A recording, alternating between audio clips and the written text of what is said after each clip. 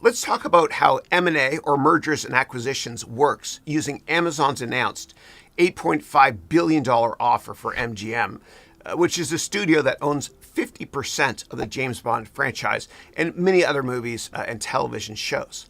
So when one company wants to buy another company, they usually need advice and help doing it.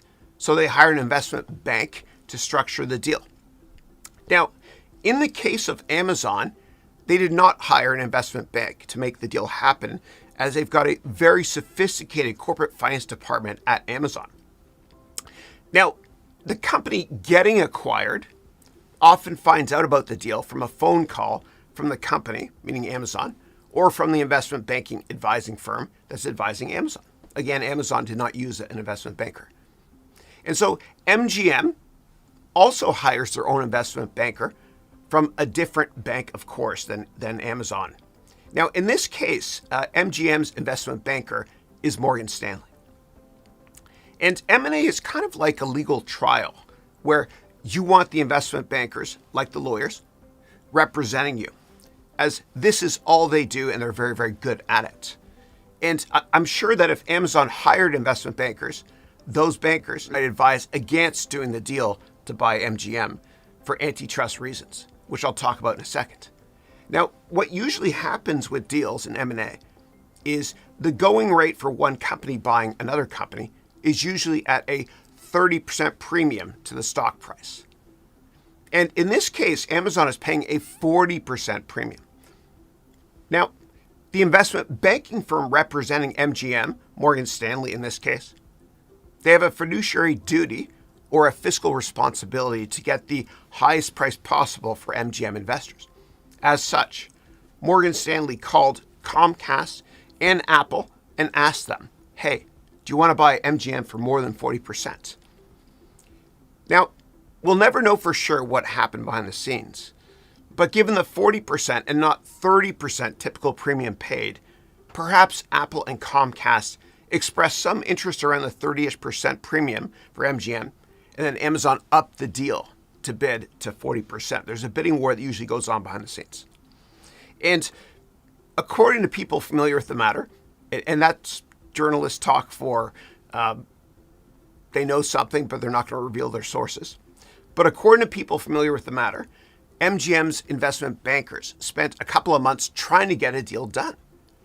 And MGM might also be having a lot of financial issues, given the fact that many movie theaters have been closed given COVID, which may mean they could have financial issues and have to sell right away.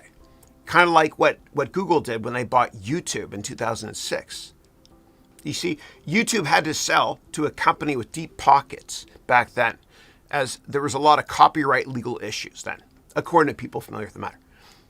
Now, when it comes to online streaming companies like Disney, HBO, Netflix, and others, of course, content is king. And Disney bought LucasArts years ago for just over $4 billion, which was a steal. So what these bankers might do is they might look at the valuation of that deal and the valuation of other more recent media deals to figure out what the best price is to pay for MGM. And Amazon's media M&A team, they're brilliant and they're so long-term focused, as they bought Twitch for next to nothing. So let's look together at some numbers on this deal. So Amazon has a market cap of well over $1 trillion. And they have more than $70 billion on their balance sheet. So this $8.5 billion acquisition for MGM is certainly not a financial stretch for Amazon by any means. Plus, Amazon has more than 200 million Amazon Prime members. And these 200 million Amazon Prime members spend $600 billion every single year on Amazon, which includes Prime Video, of course.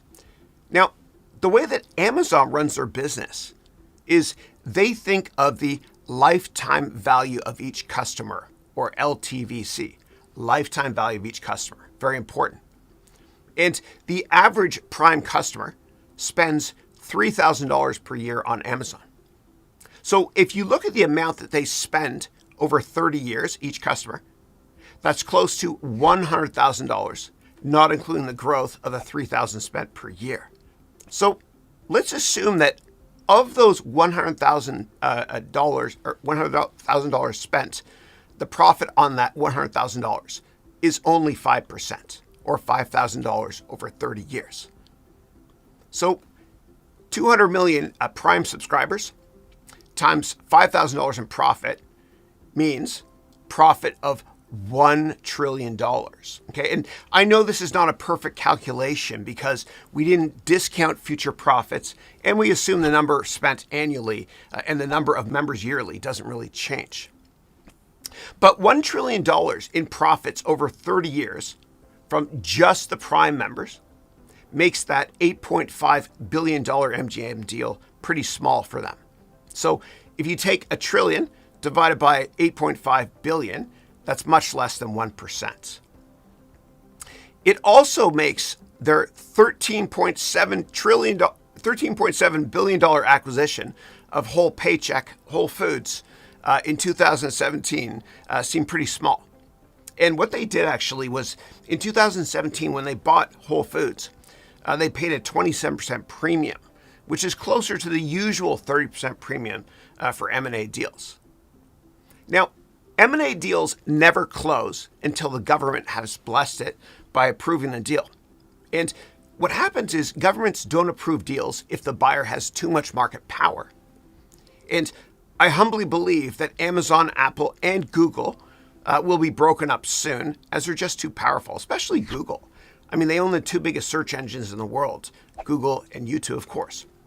So perhaps this is why Apple didn't want to bid for MGM and why Google didn't want to bid for them either. And Disney, who owns Marvel and Lucas, likely didn't bid for MGM as they're worried about the government Heismaning or blocking the deal. And some government officials have already said publicly that they're very worried about this Amazon MGM deal, and perhaps the deal won't be approved. So why now? Why did Amazon not try to buy MGM back in 2020? Well, I think the reason is because the Trump administration would likely never have approved of the deal. And a quick side note here, MGM owns the Apprentice television show and all the outtakes of behind-the-scenes footage. So the bottom line is, one, when it comes to M&A, companies usually pay a 30% premium. Two, the deal has to be approved by the government. And three, smart companies like Amazon look at the lifetime value of their customers and long-time financial implications when creating their financial models and seeing how it impacts the deal, which is just a rounding error for Amazon.